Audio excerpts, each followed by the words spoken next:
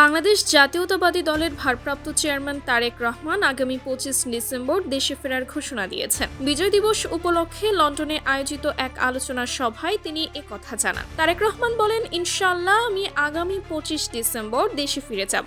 দীর্ঘ প্রায় 18 বছর আপনাদের সঙ্গে কাজ করেছি। এ সময় তিনি দেশে ফেরার দিন লন্ডনের বিমানবন্দরে কোনো ধরনের ভিড় বা হট্টগোল না করার জন্য নেতাকর্মীদের প্রতি অনুরোধ জানান।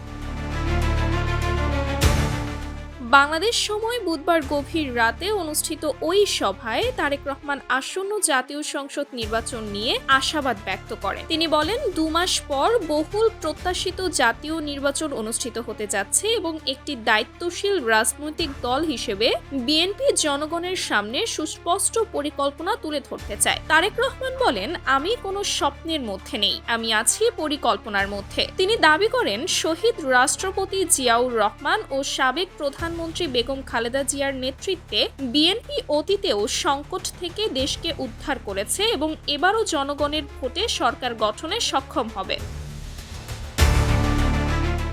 তবে সামনে পথ যে সহজ নয় সেটিও স্বীকার করেন তিনি। সামনের পথ কঠিন, সেই পথ পাড়ি দিতে হলে পরিকল্পনা নিয়ে এগোতে হবে। সভায় তিনি দলের 31 দফা কর্মসূচি নিয়ে বিস্তারিত আলোচনা করেন। এর মধ্যে রয়েছে অসচ্ছল পরিবারের জন্য মাইক্রোচিপ সংযুক্ত ফ্যামিলি কার্ড, কৃষকদের জন্য কৃষক কার্ড, শিক্ষকদের প্রশিক্ষণ, শিক্ষার্থীদের সহশিক্ষা কার্যক্রম ও খেলাধুলার প্রসার, স্বাস্থ্য খাতে প্রাইভেট পাবলিক পার্টনারশিপ, প্রবাসীদের জন্য ভাষা শিক্ষা, কন্টেন্ট ক্রিয়েটরদের আয় বাড়াতে সরকারি সহায়তা এবং যুবকদের জন্য ভোকেশনাল ইনস্টিটিউট গড়ার পরিকল্পনার কথাও জানান তিনি।